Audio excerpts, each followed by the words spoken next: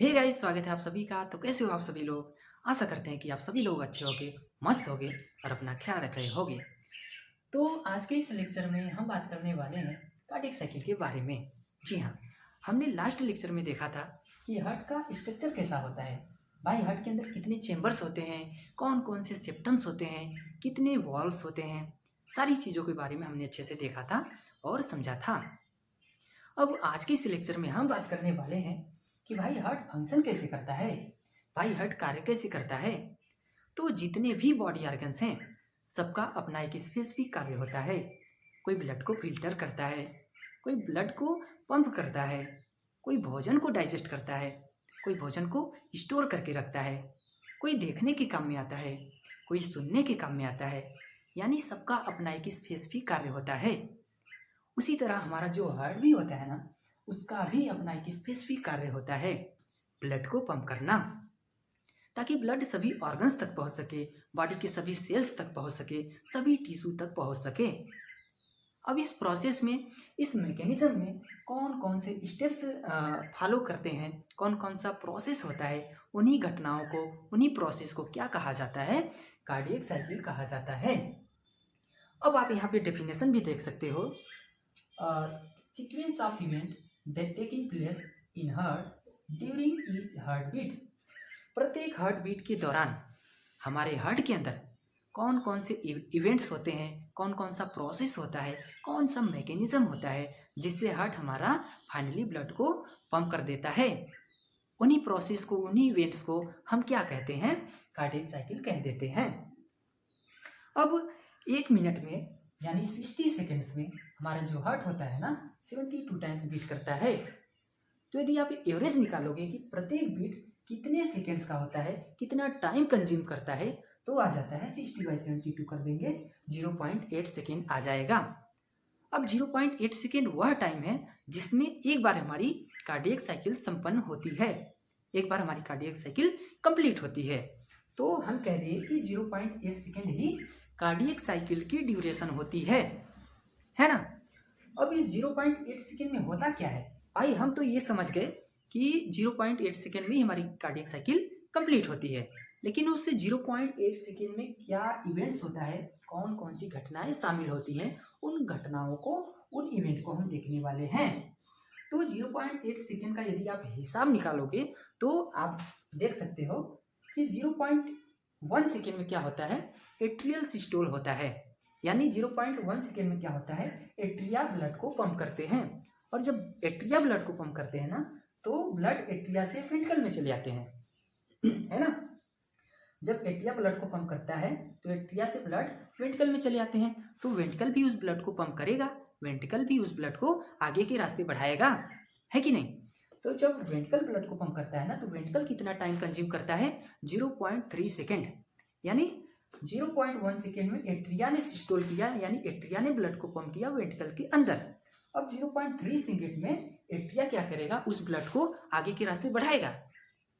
भाई उस ब्लड को वो भी तो पंप करेगा, ताकि ब्लड, जो डीऑक्सीजनेटेड ब्लड है वो लंग्स के पास चला जाए, और जो ऑक्सीजनेटेड ब्लड है वो टिश्यू तक चला जाए, ऑर्गन्स तक चला जाए, बॉडी के हर एक पार्ट तक चला जाए, है कि नहीं। तो वेंट्रिकल्स भी उस ब्लड को आगे के रास्ते पंप करेंगे। तो 0.1 सेकेंड में एट्रिया ने कंट्रैक्ट किया, एट्रिया ने ब्लड को पंप किया वेंट्रिकल के अंदर, और वेंट्रिकल भी 0.3 सेकेंड कंज्यूम करता है इस ब्लड को आगे के रास्ते बढ़ाने में।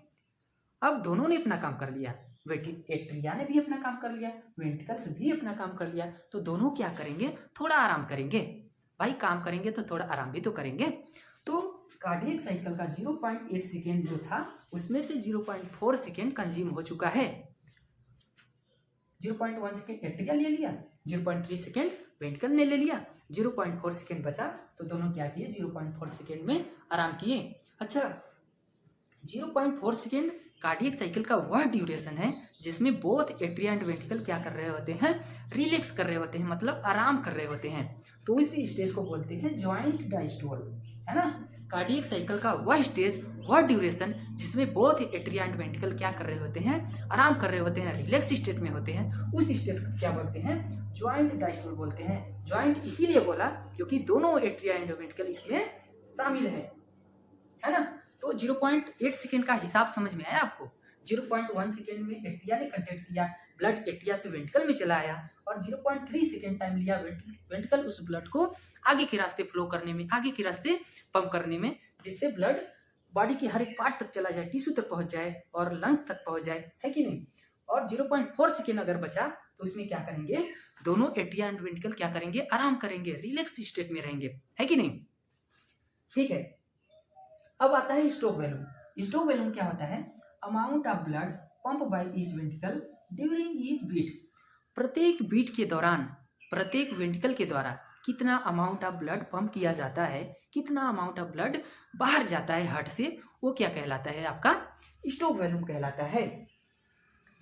कंफ्यूज नहीं होना। एक वेंट्रिकल तो दो होते हैं ना, तो एक वेंट्रिकल की बात कर रहा है। प्रत्येक वेंट्रिकल प्रत्येक बीट के दौरान कितना अमाउंट ऑफ ब्लड पंप कर सकता है, कितना अमाउंट ऑफ ब्लड बाहर भेज सकता है, वो क्या कहलाता है, आपका स्ट्रोक वॉल्यूम कहलाता है। और वो स्ट्रोक वॉल्यूम कितना होता है, 70 ml होता है। यानी एक वेंट्रिकल एक बार बीट करने में 70 ml ब्लड को बाहर पंप कर सकते हैं, वो क्या कहलाया, आपका स्ट्रोक वॉल्यूम कहलाया। अब एक कार्डियक आउटपुट क्या होता है, cardiac output total amount of blood pump by each ventricle in 1 minute. यानी कंफ्यूज नहीं होना, कार्डियक स्ट्रोक वॉल्यूम अगर बात करेगा स्ट्रोक वॉल्यूम की तो एक बीट में देखेगा, लेकिन जब कार्डियक आउटपुट की बात करेगा ना तो 1 मिनट में देखेगा। 1 मिनट में एक वेंट्रिकल कितना ब्लड पंप कर सकता है, कितना अमाउंट ऑफ ब्लड 1 मिनट में बाहर पंप कर सकता है, वो क्या कहलाता है, आपका कार्डियक आउटपुट कहलाता है। यानी एक वेंट्रिकल यदि एक बीट में ब्लड को पंप करता है तो वो क्या कहलाता है, स्ट्रोक वॉल्यूम कहलाता है। लेकिन एक वेंट्रिकल यदि 1 मिनट में कितना अमाउंट ऑफ ब्लड पंप कर सकता है, वो आपका क्या कहलाता है, आपका कार्डियक आउटपुट कहलाता है। तो यदि 1 मिनट में हमारा जो हार्ट है 72 टाइम बीट करता है, तो एक बीट में 70 ml ब्लड पंप कर रहा है, तो 72 का यदि मल्टीप्लाई हम 70 में कर देंगे तो आपका कार्डियक आउटपुट अप्रॉक्सीमेटली 5000 ml आ जाता है ना। तो एक वेंट्रिकल 1 मिनट में 5 लीटर ब्लड को ऑलमोस्ट पंप कर सकता है ना, इतना पंप करता है।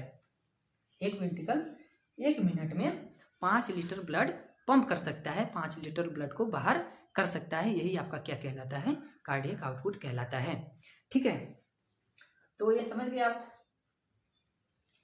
अब इसको थोड़ा अच्छे से समझने के लिए हम अभी यहाँ पर एक और डायग्राम बनाएंगे, ताकि सारा स्टेप जो है ना, ब्लड पंप करने का सारा स्टेप आपको समझ में आए।